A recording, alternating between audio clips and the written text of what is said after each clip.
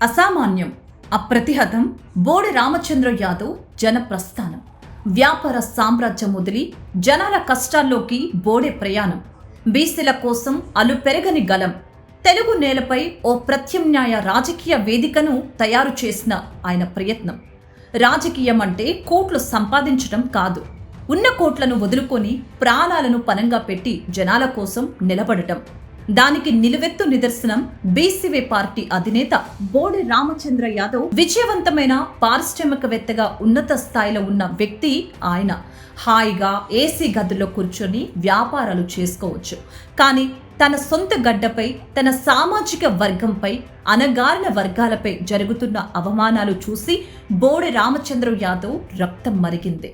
తన ఒక్కడి అభివృద్ధి కాదు, తన జాతి అభివృద్ధి ముఖ్యం అని సుఖాన్ని వదులుకొని బీసీవై పార్టీ పేరుతో రోడ్డుపైకి వచ్చారు.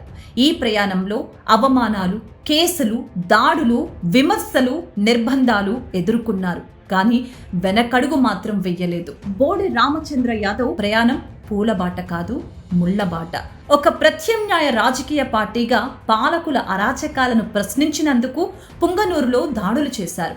వందలాది మంది ఆయన ఇంటిని ముట్టడించారు, వాహనాలను ధ్వంసం చేశారు, ప్రాణహానికి తలపెట్టారు.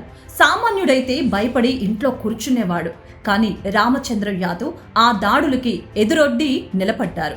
తనపై జరుగుతున్న ప్రతి దాడి అణగారిన వర్గాల విముక్తికి పునాది అని గర్జించారు. ఎన్ని దాడులు, ఎన్ని నిర్బంధాలు చేసినా సరే జనాల మధ్యకు వెళ్లి వారిలో ధైర్యాన్ని నింపారు. పెద్ద పెద్ద రాజకీయ పార్టీలు, అంగబలం, అర్థబలం ఉన్న నేతలు ఎన్నో రకాలుగా అణిచివేయాలని చూశారు. కానీ ఆయన వెనక ఉన్నది ఏ అగ్రనేత ఆశీస్సులో కాదు, లక్షలాది మంది బీసీ, ఎస్సీ, ఎస్టీ బిడ్డల ఆశీస్సులు. అక్రమ కేసులు పెట్టినా ఆయన సంకల్పం మాత్రం చెక్కు చెదరలేదు.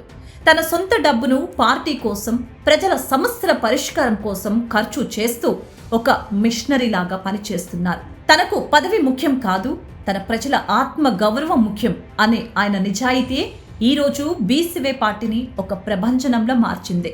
దాడులు ఆయన్ని ఆపలేకపోయాయి, బెదిరింపులు ఆయన్ని లొంగ తీసుకోలేకపోయాయి. తన రక్తాన్ని చిందించి తన జీవితాన్ని అణగారిన వర్గాల కోసం అంకితం చేసిన నిజమైన ప్రజా యోధుడు బోడి రామచంద్ర యాదవ్. అందుకే అంటోంది రాష్ట్రం మార్పు రావాలి, బీసీవై పార్టీ రావాలి అని.